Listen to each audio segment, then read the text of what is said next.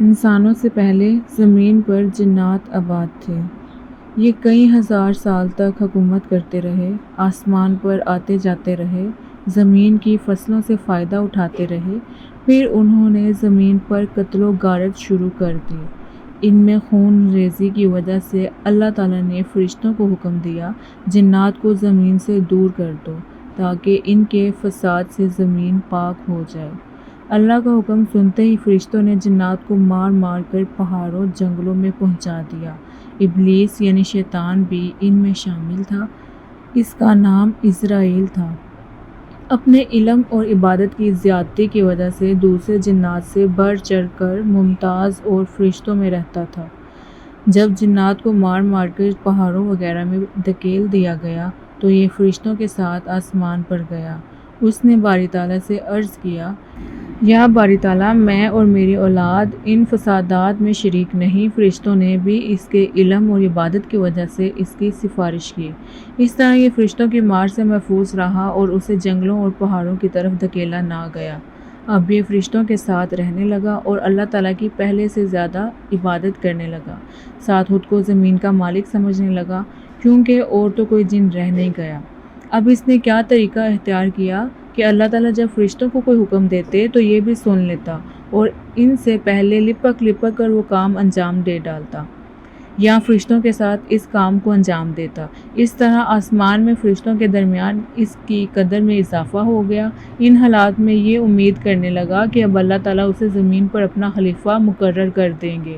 پھر اللہ تعالیٰ کا ارشاد فرشتوں تک پہنچا، بے شک میں زمین میں اپنا خلیفہ مقرر کرنے والا ہوں۔ اس ارشاد سے اس نے جان لیا کہ یہ قدر اور منزلت اللہ تعالیٰ اسے نہیں دے گا۔ اس طرح اس میں حسد کا مادہ پیدا ہوا۔ اللہ تعالیٰ نے جنات کو لوح والی آگ سے پیدا فرمایا تھا۔ ان حالات میں اللہ تعالیٰ نے حضرت آدم علیہ السلام کو پیدا کرنے کا ارشاد فرمایا۔ اللہ رب العزت نے فرشتوں سے فرمایا، بے شک میں زمین کا ایک خلیفہ پیدا کرنے والا ہوں۔ اللہ رب العزت کا یہ اعلان سن کر فرشتوں نے جان لیا کہ حضرت آدم علیہ السلام اللہ کے برگزیدہ بندے ہوں گے۔ ان کی پیدائش سے پہلے ہی بتا دی گئی ہے، اور یہ کہ وہ اللہ کے نائب ہوں گے۔ یہاں تک تو انہوں نے کچھ نہ کہا، لیکن جب انہیں معلوم ہوا کہ حضرت آدم علیہ السلام کے خمیر میں شہوت اور غصہ وغیرہ رکھے گئے ہیں، انہوں نے نہایت انکساری سے عرض کیا، الہی، ایسے شخص کو خلیفہ بنانے کی کیا ضرورت ہے؟ تیری تسبیح کے لیے ہم فرشتے موجود ہیں۔ یہ زمین میں فساد پیدا کرے گا، خون بہائے گا، اور ہم تیری تسبیح کرتے ہیں، تیری پاکیزگی بیان کرتے ہیں۔ اس پر اللہ تعالیٰ نے فرمایا، جو میں جانتا ہوں وہ تم نہیں جانتے۔ فرشتوں نے یہ بات اعتراض یا حسد کی بنیاد پر نہیں کہی تھی، انہوں نے جنات کی حرکات کو دیکھا تھا، اس لیے یہ بات کہی۔ فرشتے چونکہ نوری مخلوق ہیں، ان میں حسد اور غصہ وغیرہ ہے ہی نہیں، جبکہ اور ہر مخلوق میں یہ چیزیں ہیں، اس لیے انہوں نے یہ بات کہی۔ اس پر پروردگار نے فرمایا، تمہارا علم وہاں تک نہیں پہنچ سکتا جہاں تک میں جانتا ہوں۔ ان پر انبیاء، صادقین، شہداء، عابدین، زاہدین، اولیاء اور نیکوکار ہوں گے جو میرا قرب حاصل کرنے والے ہوں گے۔ ان میں علماء اور صالحہ ہوں گے، پرہیزگار ہوں گے۔ پھر پروردگار نے فرشتوں سے کہا، زمین سے ہر رنگ کی مٹی، سفید، سرخ، سیاہ، نرم، سخت، شور والی، ہر طرح کی ایک ایک مٹھی مٹی اٹھا کر لے آؤ، میں ایک مخلوق پیدا کرنا چاہتا ہوں۔ حضرت جبرائیل علیہ السلام زمین پر اترے اور چاہا کہ ایک مٹھی اٹھا لے۔ اس وقت زمین سے پوچھا، آپ کس کے لیے یہ مٹی اٹھا رہے ہیں؟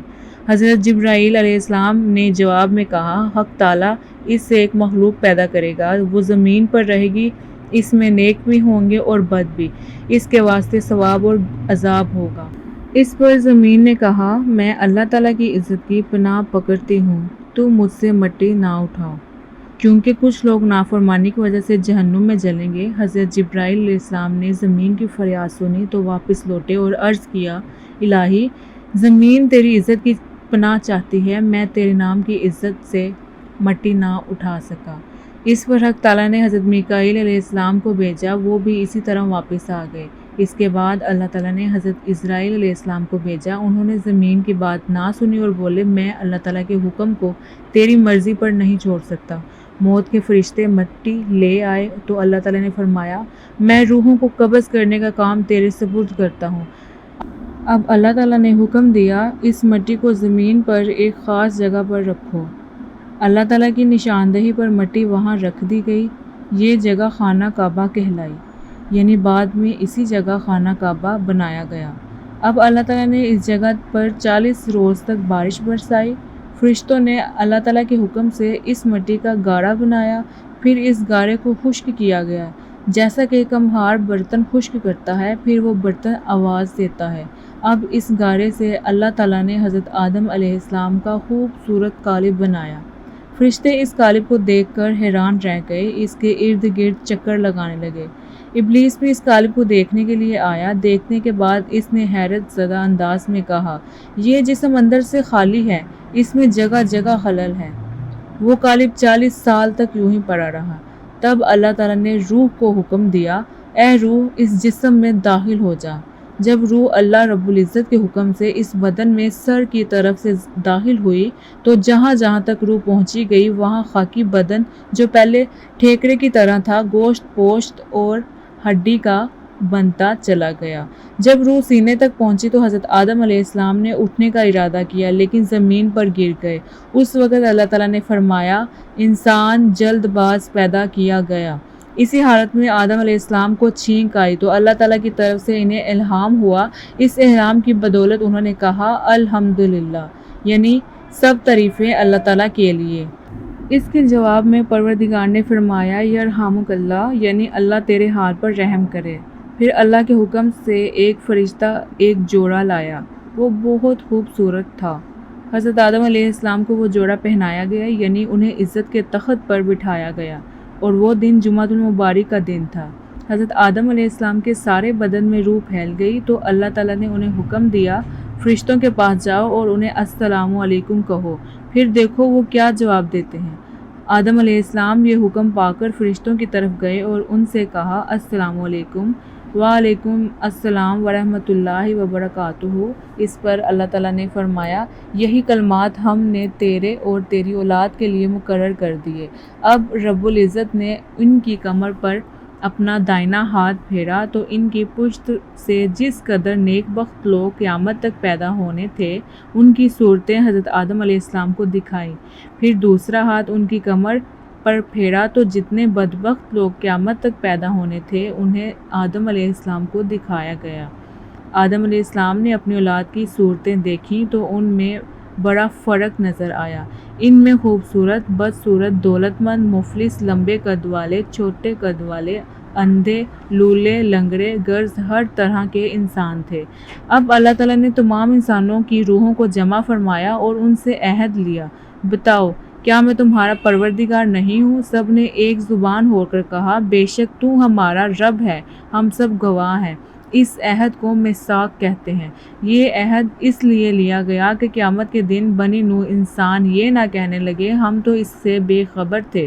اس عہد میں انسانوں سے کہلوایا گیا، ہم صرف اللہ کی عبادت کریں گے اور کسی کو اس کا شریک نہیں بنائیں گے۔ حضور صلی اللہ علیہ وسلم فرماتے ہیں، جب پروردگار عالم نے آدم علیہ السلام کی اولاد نکالی تو اس طرح نکلی جیسی کنگھی گرنے سے بال کنگھی کے اندر ہو جاتے ہیں۔ اس میثاق میں فرشتے بھی گواہ ہیں۔ حضرت عمر رضی اللہ تعالیٰ عنہ سے روایت ہے کہ حضور صلی اللہ علیہ وسلم نے فرمایا، اللہ تعالیٰ نے آدم علیہ السلام کو پیدا کر کے ان کی پیٹھ پر ہاتھ پھیرا تو ان کی نسل نکلنے لگی۔ اللہ تعالیٰ نے فرمایا، فلاں فلاں تو جنتی ہے کیونکہ وہ اہل جنت کا ہی عمل کریں گے، اور یہ دوزخی ہیں کیونکہ وہ دوزخیوں جیسا عمل کریں گے۔